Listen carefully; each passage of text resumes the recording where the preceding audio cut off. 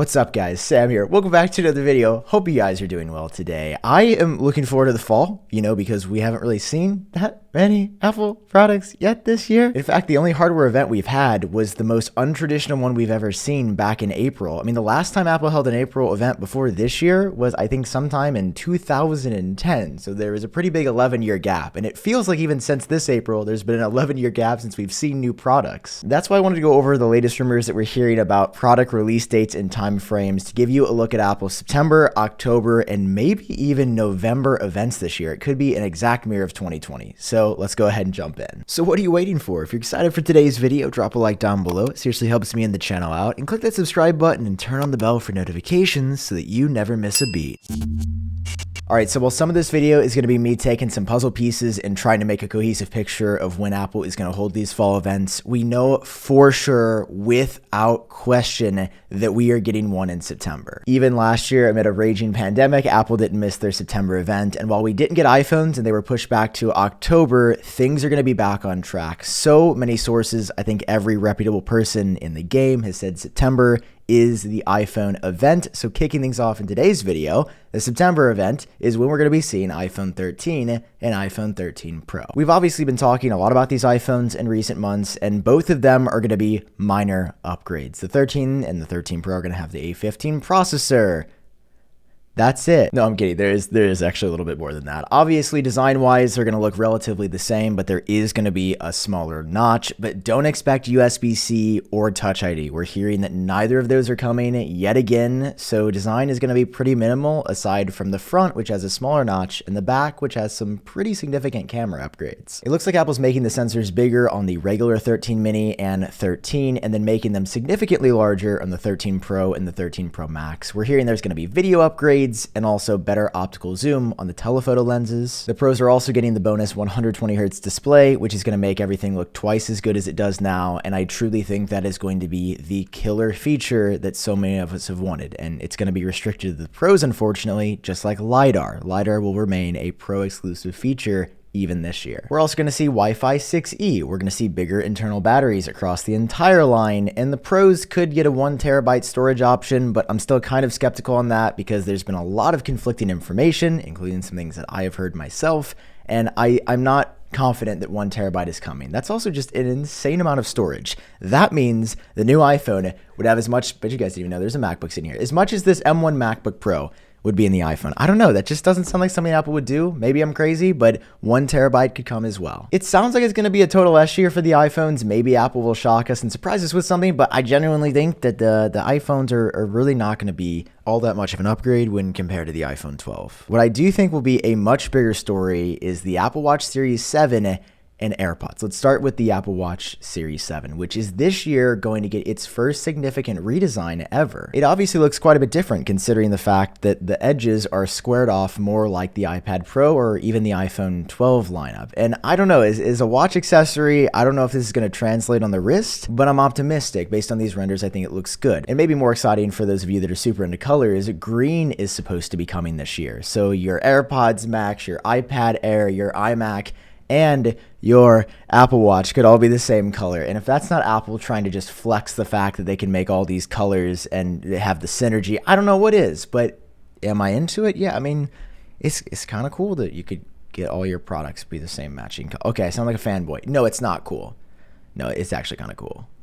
Yeah, the Apple Watch is going to have a faster processor, faster wireless and cellular connectivity, but that's basically all we're hearing. It sounds like the design is going to be a big takeaway, and I think that honestly could be enough, just because if nothing else is changing, at least when you look at it, your brain will say, oh, this feels different, so it must be good. I think that's how our brains work. We just see something shiny and we're like, all right.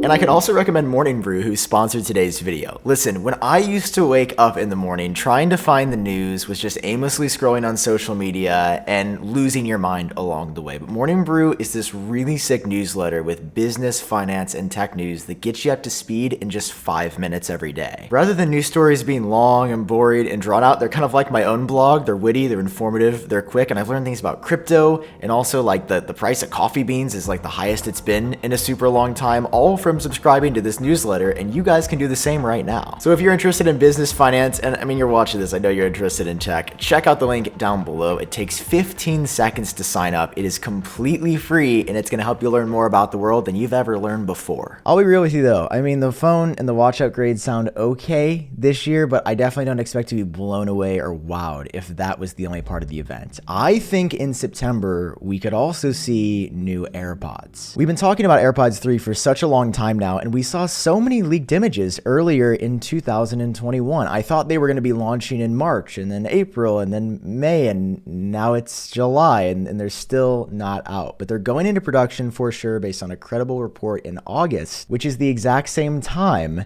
that the iPhone 13 lineup is going into production, which makes me think that we could be getting these at the same time. Now, AirPods 3 obviously have a wild new design. They're the first time that the lower end base AirPods will ever have changed in their overall look and feel. There's going to be a new case that ships alongside them, and there could also be like a heartbeat sensor or some kind of health biometric thing in these. Now, down the line, Apple's working to add something like a thermometer feature in AirPods or the Apple Watch, which I think is cool, but I mean, it's not, I don't think it's coming this year, so don't get too excited. In general, I'm just in need of a new pair of AirPods. I bought AirPods 2 on day one in March of 2019 when they came out, and they're just getting a little old and kind of grimy. And I was at the Apple store. I almost bought a new pair of 2s, but then I saw this and I was like, no, I have to tell the people, don't buy a new pair of AirPods 2 or 1 right now, because the 3s are probably coming out in just under 2 months. So as of right now, those are my expectations for Apple's September event. Watch, phone, and AirPods. Maybe AirPods would get cut and pushed back to this next event, but based on Apple's products that they need to release, which is a new MacBook Pro,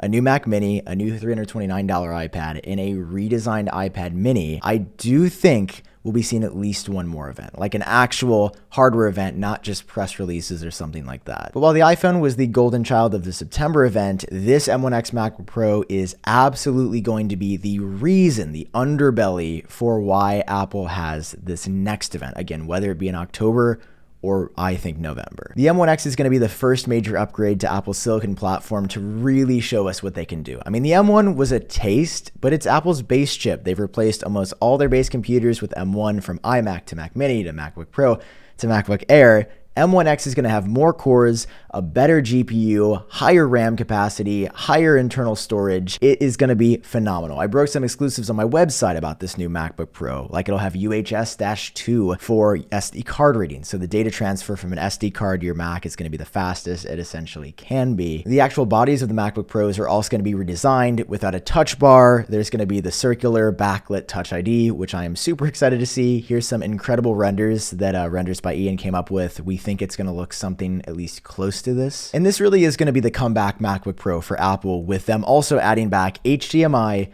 MagSafe, and again, that SD card slot. But there's one holdup. While everything else was going along smooth, it's also going to have a mini LED display, which is the same screen tech found on the 12.9-inch iPad Pro, and it's in hella short supply. We've heard time and time again that Apple just can't produce enough of this, that the production is not going as smoothly as they anticipated, and on both the 14 and 16-inch redesigned MacBook Pros, that's what's gonna be on there. But there's another product that's also going to be coming. The redesigned iPad Mini will be the companion product that is going to be a headline for this event. I'm still genuinely confused about the iPad Mini because Apple didn't touch it for so long, and now they're making it look like a smaller version of the iPad Air with a smart connector and USB-C and an A15 chip and a mini LED display and potentially a specialized Apple Pencil with an 8.5 to 9-inch screen. I guess I just thought, since Apple didn't change this in any significant way since it came out, that it was a minor product, but they seem to be going iPads to the wall. That was cringe. They're going balls to the wall for this iPad Mini. No idea on pricing yet, but considering that the iPad Pro starts at $799 and the iPad Air starts at $599,